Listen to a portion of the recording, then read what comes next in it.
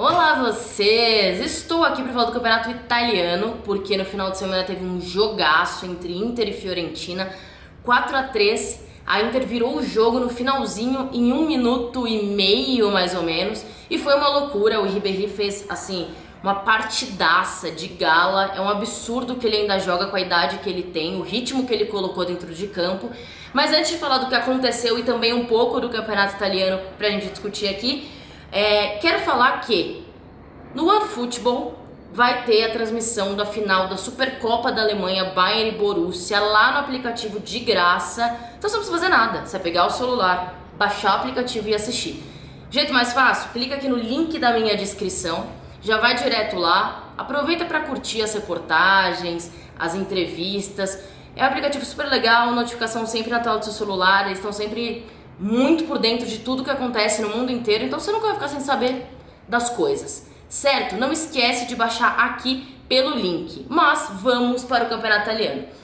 Antes de tudo, vocês que me acompanham aqui há mais tempo sabem que eu sou uma grande entusiasta do calcio, que eu sou uma apaixonada pela Itália e vivo discutindo e comprando brigas na internet por causa disso, principalmente porque as pessoas que não assistem ao campeonato italiano são muito apegadas a um discurso que já ficou muito ultrapassado, de que o campeonato italiano é um campeonato defensivo, a história do catenaccio, só a Juventus joga, só a Juventus domina. Eu entendo que existe uma hegemonia hoje na Itália, que a Juventus tem 9 títulos consecutivos, mas os títulos e a tabela, ela não explica o que é o campeonato nos últimos anos, como alguns clubes menores se reinventaram e conseguem bater de frente com os gigantes, ainda que sem dinheiro. E essa é a parte interessante do futebol, como cada clube consegue achar suas próprias armas para se refazer e atingir os seus objetivos lá dentro. A Atalanta e o Sassuolo foram 2 bons exemplos na temporada passada. A Atalanta vem sendo um bom exemplo nos últimos anos, então eu acho que vale a pena acompanhar. E eu digo isso porque este ano, esta temporada, o campeonato está sendo transmitido em canais mais acessíveis, na TV aberta. Então quem antes usava como desculpa o fato do campeonato não transmitir em qualquer lugar para poder bancar esse discurso, sinto muito, agora vocês podem assistir aos jogos e realmente entender o que acontece ali dentro. A temporada passada, a Juventus por muito pouco não perdeu o título. Então ali na reta final, se não fosse a paralisação, eu posso assim apostar todas as minhas fichas no fato de que a Juventus não venceria. Porque a Inter ficou em segundo, apenas 1 ponto atrás, só que estava muito competitiva. Atalanta, Lazio, a própria Inter e a Juventus. A Juventus rendendo muito menos do que esses times, só que quando chega numa questão ali do vamos ver, realmente o time de Turim tem um elenco muito absurdo, muito maior, tem banco, e foi ali que o Sarri conseguiu se virar, que conseguiu garantir quando os outros times sofreram com desfalques, sofreram a parte física por causa da pandemia, e aí não teve solução. Nessa queda foi quando a Juventus conseguia vencer os jogos. O Dybala fez apresentações incríveis ali, carregou o time nas costas em várias situações e novamente o título ficou com eles. Mas eu acho que esta temporada as coisas vão ser um pouco diferentes, justamente porque a Inter vem novamente muito forte, mas mais forte do que a temporada anterior. Eu digo isso porque o Conte, quando chegou ali no fim, ele fez umas birrinhas públicas, disse que não sabia se ia ficar, e não sabia mesmo, porque ele queria que as exigências dele fossem atendidas. E foram. Então hoje uma coisa que o Conte não pode reclamar de forma alguma é que ele não tem elenco para competir durante o ano inteiro. E a única coisa que interessa para a Inter, até pelo investimento feito, pelas contratações que foram realizadas, é a Série A. Enquanto do outro lado, a Juventus já não se interessa mais pela Série A. Eles querem a todo custo a Champions League. E são situações que se misturam porque, óbvio, os 2 times vão lutar pela Série A, até porque a Juventus fez um corte de gastos ali. Se fortaleceu com o Kulusevski, que trouxe o Arthur, que tem que ser uma peça fundamental, ele tem que ser o cara que vai ter a visão do jogo, que vai fazer o meio-campo funcionar, porque foi onde a Juventus sofreu ano passado.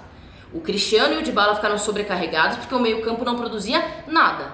Hoje, é o Pirlo que está comandando esse time. Então, já sabemos que ele tem a ideia de fazer um futebol ofensivo, mas ninguém tem ideia do que vai ser o Pirlo. Ele está estreando como treinador. Inclusive o Cristiano Ronaldo disse na entrevista agora, depois da última rodada, que o time está mais feliz, que o Pirlo trabalha sorrindo e que os jogadores estão felizes.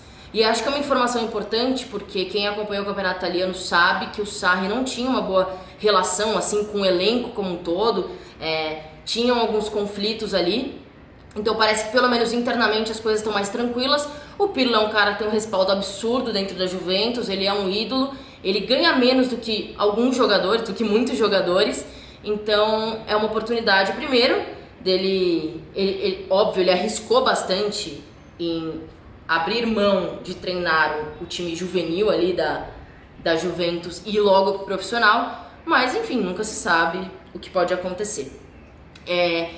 Do lado da Inter, que teve o jogo absurdo ali e que tá com jogadores incríveis no elenco, é importante dizer que ficou um questionamento ali, tipo, o que tá acontecendo? Por que o Conte começou o jogo com esse time?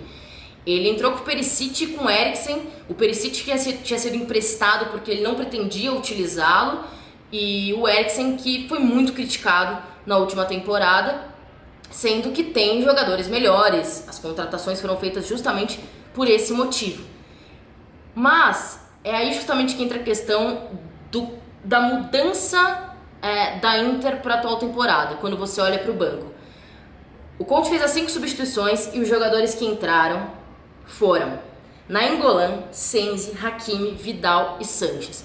Eu olho esses jogadores e eu falo, sério, é inacreditável, olha a força desse elenco.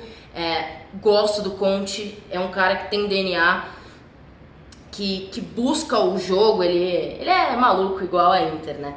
Então foi uma partida inacreditável contra a Fiorentina. Não acho que o futebol ele premia de forma justa às vezes o que acontece numa partida, e é justamente isso, entre um time extremamente forte, né, substituições absurdas, e a Inter consegue virar muito rapidamente o jogo.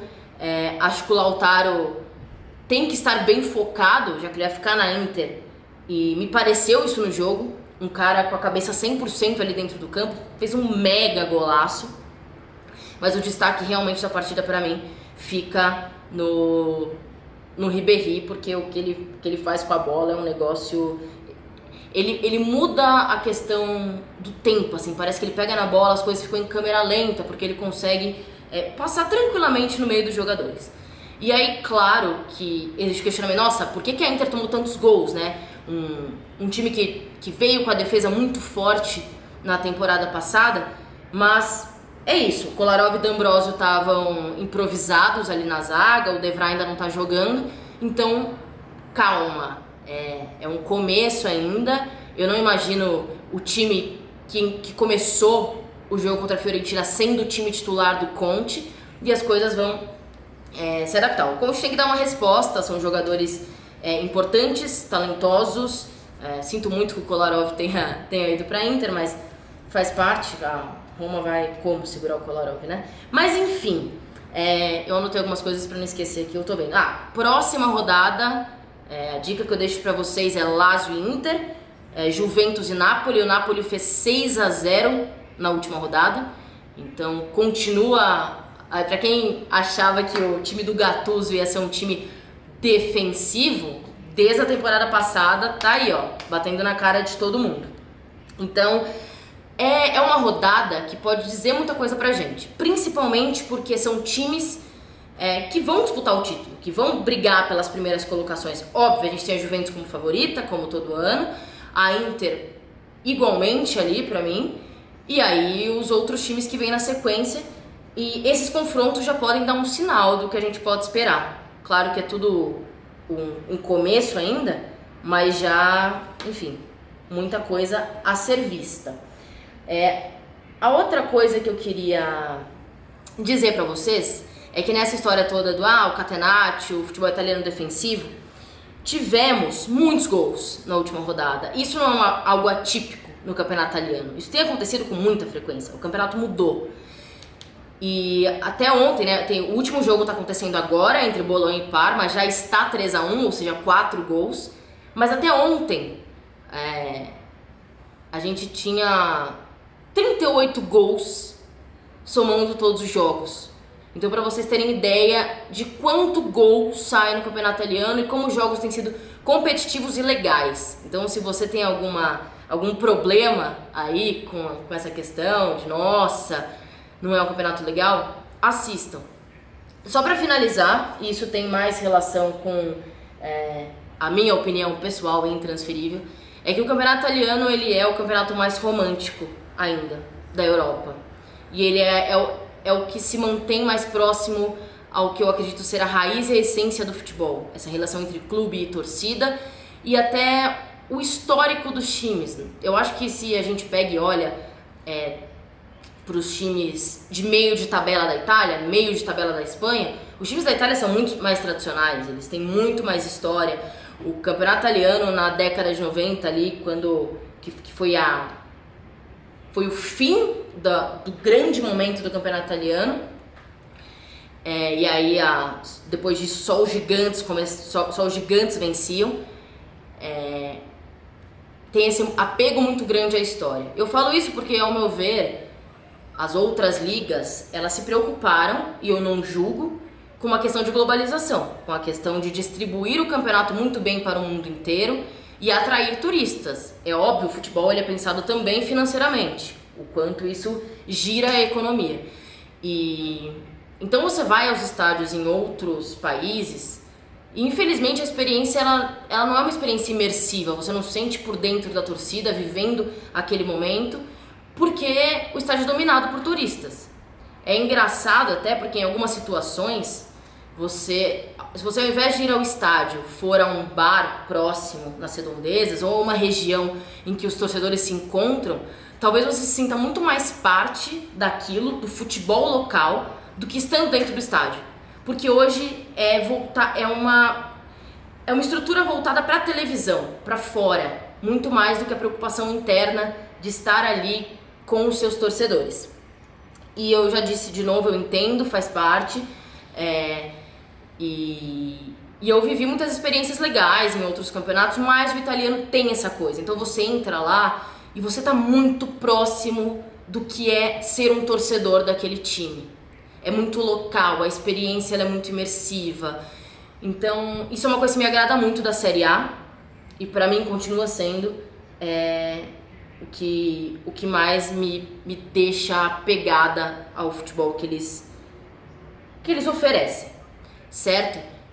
Tô de acordo também com o fato de que teve uma decadência imensa, mas as coisas mudaram e é nessa tecla que eu fico batendo, certo? É isso, gente, era mais um bate-papo com vocês, porque é um comecinho de temporada, o jogo foi muito bom. Queria saber o que vocês pensam sobre a Inter, pra quem tá assistindo, pra quem não tá assistindo aí, façam suas apostas. A Juventus com o Cristiano Ronaldo, a chegada do Kulusevski, que é um baita jogador, e essa estreia aí do Pirlo como treinador. Então comentem bastante aqui, deem like no vídeo, se inscrevam no canal, mas eu quero muito mesmo saber a opinião de vocês, eu sempre estou aberta a mudar de ideia. Com o campeonato italiano admito que é um pouco mais difícil, mas se vocês me surpreenderem, quem sabe. É isso, um beijo e até o próximo vídeo.